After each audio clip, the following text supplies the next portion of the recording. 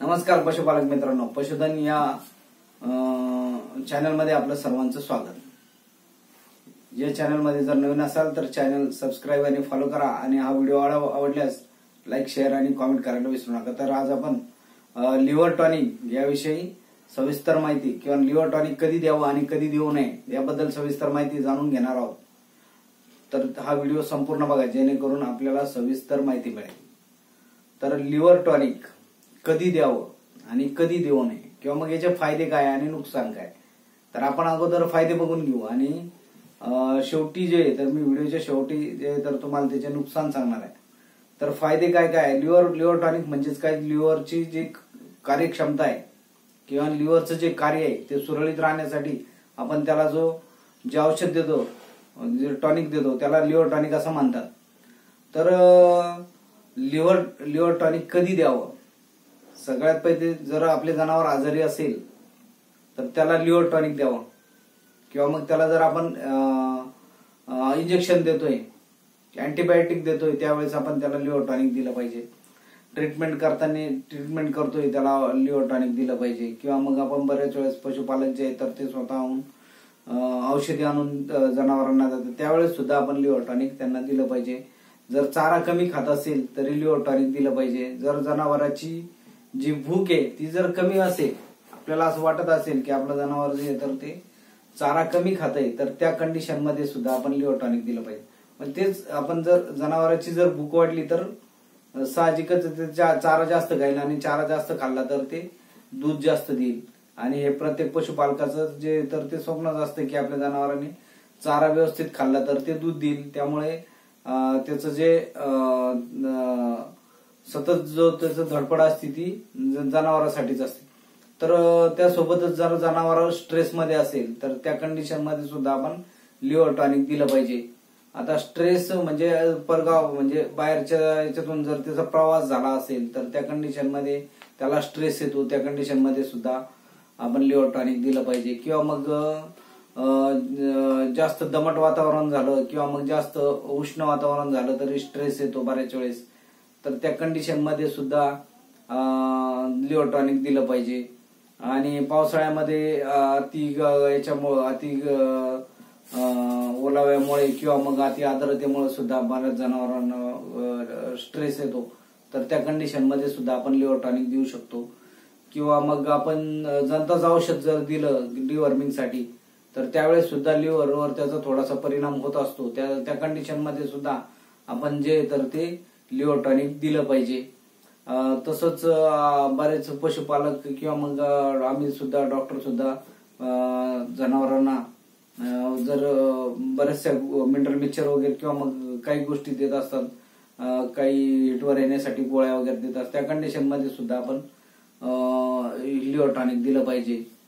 तर अशा बऱ्याचशा कंडिशन मध्ये त्याला उपचार चालू असेल, इंजेक्शन चालू असेल, जनावर आजारी असेल तर त्या कंडिशन मध्ये सुद्धा आपण लिव्हर टॉनिक दिलं पाहिजे।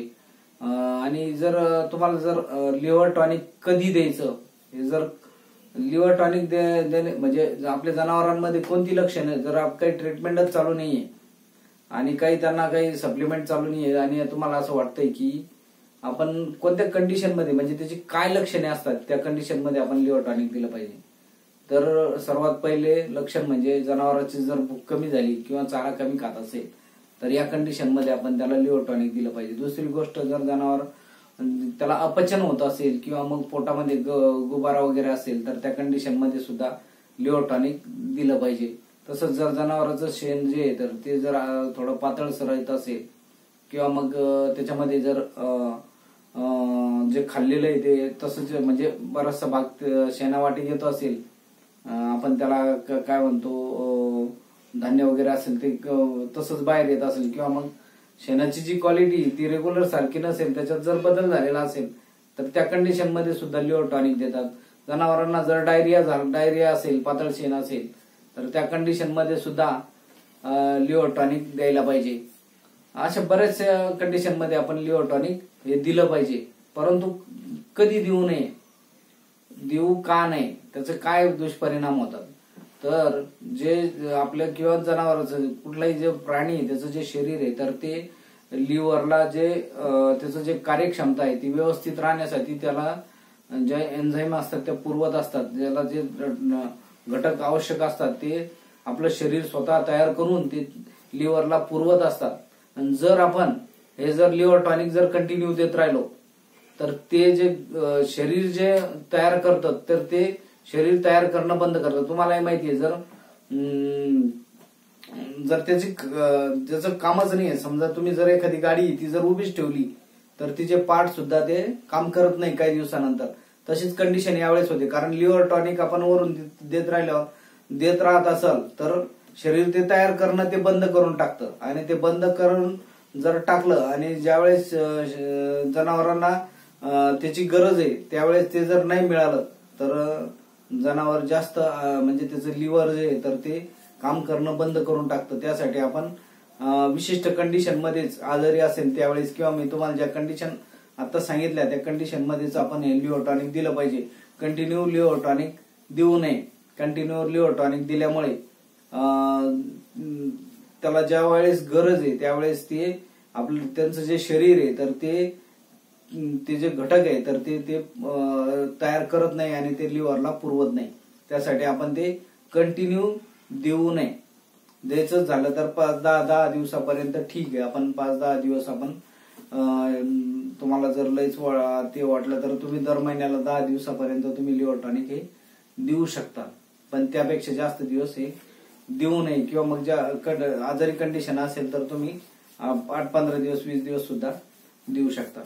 पण ती सिच्युएशन बघून. परंतु त्याला जर गरज नाहीये जनावरांना लिव्हर टॉनिकची, उगाच आपण जनावरांची भूक वाढते हे आपल्याला जर कोणी सांगत असेल किंवा मग लिव्हर टॉनिकमुळे जनावर चारा जास्त खातं हे जर तुम्हाला कोणी सांगत असेल नाही तुम्ही ते देत असाल तर हे फार चुकीचं आहे. आपण आपल्या जनावराला गरजेनुसारच आपण लिव्हर टॉनिक दिलं गेलं पाहिजे. तर तुम्हाला जर हा व्हिडिओ आवडल्यास लाईक शेअर करा आणि कॉमेंट करायला विसरू नका. धन्यवाद.